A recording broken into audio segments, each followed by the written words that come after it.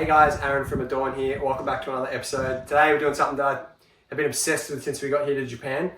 Secondhand tools, new tools, all the tools you need to do a DIY if you're renovating an Akiya or even in your own country if you're doing something at home. So the first tool we're going to look at is some hand tools, like hammers. You obviously need hammers. If you're doing a renovation, they're essential. So I've got my hammer here, which is the big framing hammer. This one here, which we got for $1 from secondhand. Just got to get hands started. You know, first time picking up a tool, didn't last very long. And we went to the shop and got these straight away. Power saws. So we've bought 3 power saws since we've been here. All 3 of them we've bought secondhand. This is in order of chronological order of which we bought them. This first one here was built in the 50s. It's a Makita saw. It cost me $3. I was a little bit excited when I first got to Japan, and I wouldn't recommend buying that. If you buy a cheap tool, don't buy it because it's cheap, because you're gonna have to deal with disposing of it. It's gonna be hard rubbish, it's gonna be hard to get rid of. The other reason why you shouldn't buy this is the guard doesn't retract, so it's dangerous. Wouldn't recommend, don't buy it. The second saw I loved. It was a Hitachi. I put a brand new blade in it. I did 2 cuts with it and I was so happy. We got it for about 60 Australian dollars. And then I was working in the stairwell after 2 cuts and the cord got caught around my feet and it bounced down the stairs, broke it. It was devastated, heartbroken. And then the third saw that we picked up, again, a second hand. We got this one for $80. It's a Makita saw, 2022. It cuts like a dream. Couldn't recommend higher enough. So very happy with that purchase and happy with the saw that we ended up with. Japan makes some of the best pneumatic tools in the world. Like you've got the brands like Max and Hitachi, they're world famous. They're used all over. So when you go secondhand shopping, you'll find a huge amount of air guns, like framers, fixing guns, staplers.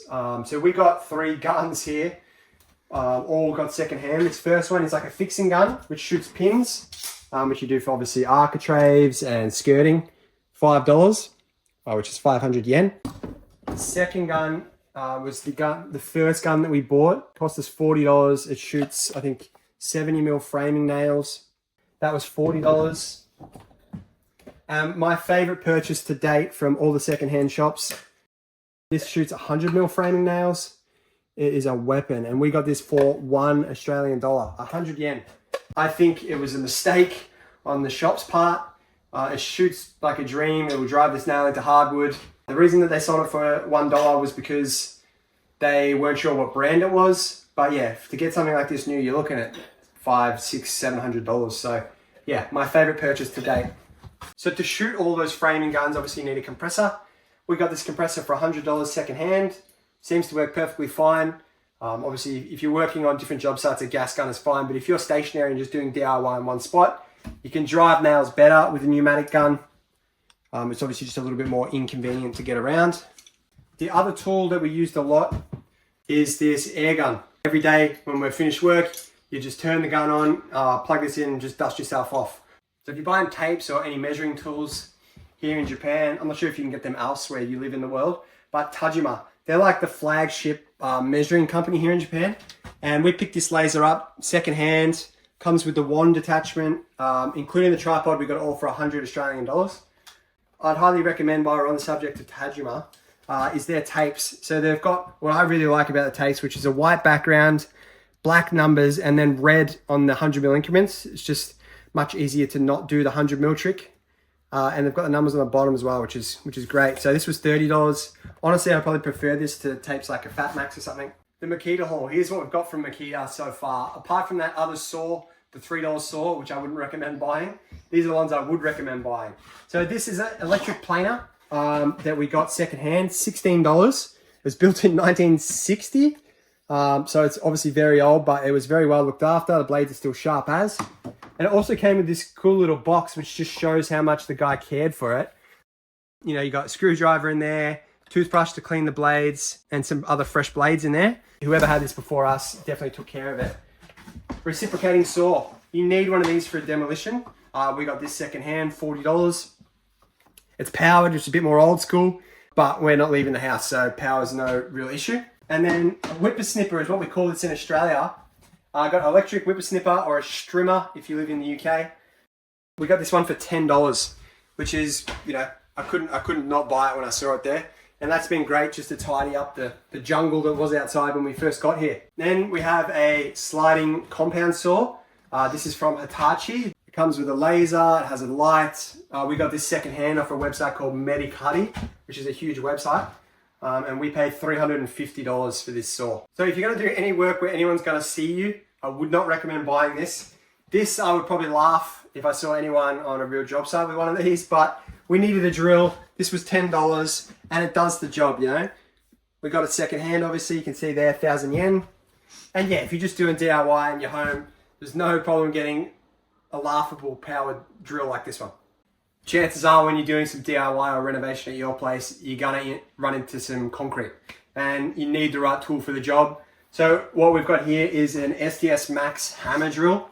Basically, it's like a poor man's jackhammer. So we got this for $40 and the attachment was $4. We got it secondhand from Big Bun. Yeah, I'm not looking forward to using this tool. It's not a fun tool to use, but it is important to get tiles off and anything concrete that you need to get through. And just to round off some other tools that I thought were cool and well priced here in Japan, we've got two spirit levels here. So a 1.8 and a 600. They're from a brand called, what are they called, Anne? Shinku. Shinku. They're a Japanese brand. I did a bit of research on them. Everyone sort of seems these are like they're good, mid-level. You should never buy spirit level second-hand either. You don't know if they've been banged around, they've been dropped. They might not be plumb, they might not be level. So we bought these new off Amazon, $50 for the big one, $25 for the small one. Two other tools that we got second-hand, obviously a square. This cost us $2.50. And this chalk line. This chalk line was $3. A bit different to the ones that we have back in Australia. It's got a pin there. It felt well made, and so we picked that one up as well. The most important tool that you need when demolition, and I could not recommend this higher enough, if you're demolishing anything, get yourself a giant crowbar. This was lent to us by a friend. Shout out to Suzuki-san. We started with this smaller one, which we picked up secondhand for a couple of dollars. This is very useful as well in smaller, tighter areas where you can't really get the big one in. Highly recommend demolishing anything. Get a large crowbar, get a small crowbar. And wanted me to give a shout out to just a good old fashioned dustpan and broom. We use these every day. If you're doing a renovation, you need a construction broom and something to sweep up the dust. We got these new from Viva Home. Yeah, about $15 and $5. So yeah, probably the best $20 that you can spend on a job site. So we hope you liked all the tools, our tool haul that we've got over the last month or so. So if you're in Japan and you're doing a renovation, 100% get your tools secondhand. Japanese tool brands like Makita, Hitachi, Hikoki, Tajima, they're great. They're as good as anywhere else in the world. They're well looked after by Japanese people and they're a third of the price. If you're foreign and you're doing it here, remember you can get it tax-free. A further saving of 10% off the price that you get. And the last tip I would give you is that they give you 1 week warranty. So you can take the tool, use it, see if it's what you wanted, see if it's what you needed, and if not, you can return it. So you go to shops like, the highest one I recommend is Big Bun.